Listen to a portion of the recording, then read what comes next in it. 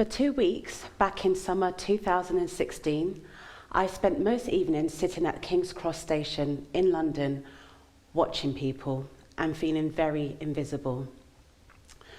I would ask the staff at Burger King to warm up my baby's bottle.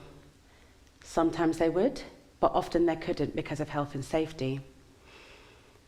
We would wait there as we had nowhere else to sleep. Each evening, I'll be hoping and praying that a friend would let me stay with them, or that they would transfer me some money so that I'll be able to afford a train ticket to get there. I was a 26-year-old single mother who had just left an emotionally abusive relationship. Leaving was the scariest thing I've ever done, but I knew I had to do it for the sake of my baby and my own well-being. There was no well-thought-out plan or savings that I could addict into. I just couldn't take it anymore. It was like the scales had fallen from my eyes and I had to set myself free. After months and years of being manipulated and controlled by a man that I'd loved, I finally found the strength to leave, but at what cost? The morning I left, I threw as many of my belongings as I could into a couple of bin bags and left with my daughter. But little did I know at the time this decision would make me homeless. Sadly, this is the reality of many women who leave abusive relationships. I'll start by saying that never in a million years did I think this would happen to me. At the time, I was working as an estate agent, making very good money. I could afford expensive handbags, and I lived in a very comfortable flat. I've always been a hard worker, and I'd taken care of myself from a very young age, as my mum worked full-time and my dad wasn't in the picture. I was born to be a fighter, but I spent the past 4 years building my life around a man who had taken the fight completely out of me. One of my first priorities after I left was to find a new place for me and my daughter. But when I spoke to the estate agents, they said they couldn't help me. Having worked as an estate agent myself, I'd seen the discrimination that single mums face when it came to renting properties. I would spend hours lobbying landlords to rent properties to single mums, often to no avail. And now I was having to experience discrimination firsthand. To make matters worse, my partner had put almost everything in his name, including the tenancy agreements, utility bills, and council tax statements. I had no proof of previous addresses or landlord references. I might as well have just been blank on the system. My credit score was also quickly going down. We had taken out a car together on finance, but that was the one things that he put in my name. After we broke up, he sold the car, kept the money, and left me with additional debt. After I'd left, he was still controlling me. I had taken 1 step forward, only to go 2 steps back. Of course, I saw it as my fault. I told myself that I should have made sure that I had saved enough. Maybe I should have had a plan, at least a guaranteed roof over me and my daughter's head. I didn't know what my rights were. I never saw myself as a charity case, but still I thought I could sort this out myself. But the truth is, I was utterly alone. I had very few friends and I was alienated from my family. During our relationship, my partner had drawn me further and further away from my support network, so I had no choice but to depend on him. One day before my daughter was born, I told him I was leaving him. I had enough. I made plans to go to a hotel, but by the time I got to the bus stop and I tried to top up my Oyster card, he had already taken all the money out of my bank account. I was financially and socially dependent on him. He was my only friend in the world. He was chipping away at my sense of self. I was in my 20s. I should have been having the time of my life, socializing and learning about me, but I was incredibly lonely. At this point during our relationship, I told him I just wanted to sign up to a website just to make a few new friends. He told me I couldn't. Why would I need anyone else? I have him. Wasn't he enough? I never thought this would be my story or how things would end up. Over the past few years, people have told me it was my choice to become homeless, that I should never have had a child if I couldn't have taken care of her, or I didn't have enough savings to be able to build a new life. But the reality is, life doesn't always end up the way you planned it. I wanted nothing more to be a strong, independent woman and a good role model for my daughter. Isn't that what we as women are encouraged to be? Strong, independent? There's no shortage of stories empowering women to be strong and independent. But how can this work when we live in a society that often penalises women for being exactly that way? According to the homeless charity St Mungo's, 1/3 of their female clients said that domestic abuse had contributed to their homelessness. It's clear to me that there needs to be more support for women leaving abusive relationships. Women are becoming homeless because of it. And it's even harder for single mums who have another mouth to feed. Unfortunately, it's often a vicious cycle passed down from generation to generation. I come from a family where, at a very young age, I witnessed my mum experience emotional and physical abuse at the hands of my father. I later learnt that my cousin too was going through the same abusive cycle as me, although we never knew it at the time. For my mum, it was like history repeating itself. I want to break that cycle so that my daughter will never have to go through what my mum and I went through. But right now, women are trapped in abusive relationships and have no incentive to leave if they can't see a bright future and a fresh start ahead of them. It's like forcing someone to choose between the lesser of two evils. We need more support for single mums and domestic abuse victims to stop the cycle of becoming homeless. Figures released last year by housing charity Shelter suggested the number of homeless single mums has gone up by 48% over the previous 8 years. The blame culture on single mothers needs to stop. For me personally, it's upsetting to think that people would think that someone would intentionally make themselves homeless because maybe they're lazy, or maybe they want to take advantage of the system. That's simply not the case. The process of proving I was homeless was long and draining. It was like being interrogated about my life 24/7 as if I was a criminal and I needed to be punished for something.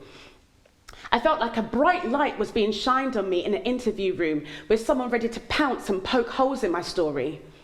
What's more, in order to get a roof over my head, I was told I had to leave my job and apply for income support. I remember calling up my employer and telling them I had to quit. I was overcome with shame. So I found myself with my daughter in this tiny little hostel room, unemployed, on income support, and paying £1,200 a month to live there, which was coming out of taxpayers' monies. It just didn't make any sense to me. How is this a long-term solution? Why wasn't I being incentivized to work? Would I ever be in work again? There were times during this period when I would go without food just so that my daughter could eat. I will even try and see if I can allow a bag of peas to last for 1 month. I used to turn off the lights just so that we will have the TV on, just to save on bills. I felt like nobody was willing to help me. I was just another statistic. Another reckless mum unable to fend for herself and her child. Another burden on the taxpayer. I had lost my sparkle, but I was willing to get anything to get it back. The first step was recognizing that I was suffering from depression. I had been suppressing it for so long. For a long time, I've had my head in the water, swimming blindly. I felt like no one was willing to help me. Counselling definitely helped me see things in a new light. But what really changed is when I met people that were willing to listen. After spending 7 months in a hostel, I was approached by St Mungo's, a homeless charity. They supported me into a flat, and I was finally given the chance that I needed to rebuild my life. At this point, they referred me over to Beam, who said that they'll be able to raise money to go on a course and get into work. I had always dreamed of becoming a dental nurse, and I was able to raise nearly £4,000 from 600 strangers. I started to receive heartwarming messages from people that I've never met. For the first time in a long time, I felt like I was finally being treated like a human being. One of them was a young girl who asked for her 6th birthday to make a £25 donation to my campaign instead of getting a birthday present. The outpouring of love was overwhelming. People were calling me brave, courageous. They told me that I was a good mum, a positive role model to my daughter. It was like being given the world's biggest hug. So let's fast forward 1 year, and I'm now 30 years old, in a job that I love, which is a PA within a dental practice. My story changed when people started listening to me, when they believed in me, when they empowered me to be my best self. I never wanted a handout.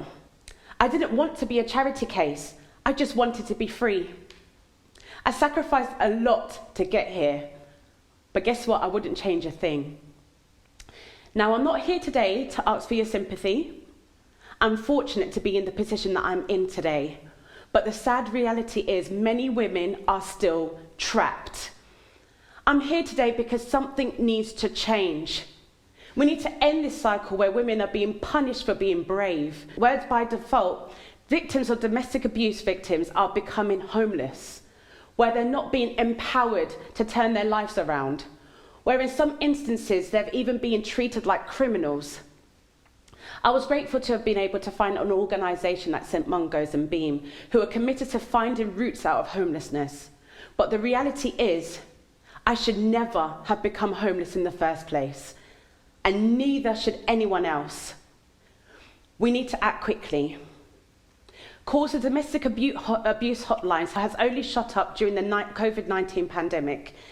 There's a risk that even more women will become homeless in the months to come if something doesn't change. COVID-19 has shown us the importance of rallying around some of the most vulnerable people in society. So let's do it, starting from today. There's so many people out there that are willing to help. There's just not enough infrastructure to allow for it. What if we created a buddy system where victims who have escaped domestic abuse are paired up with another woman who can help them navigate through their new life? Someone that can provide advice on their finances, job, housing, or attend counselling appointments with them. Someone to check on them regularly, in person or via video call, who treats them like a real person that has their back. It's often the little things like this that make all the difference. For example, I went nearly 1 year without knowing I was entitled to 25% off my council tax. All I needed was someone to point me in the right direction.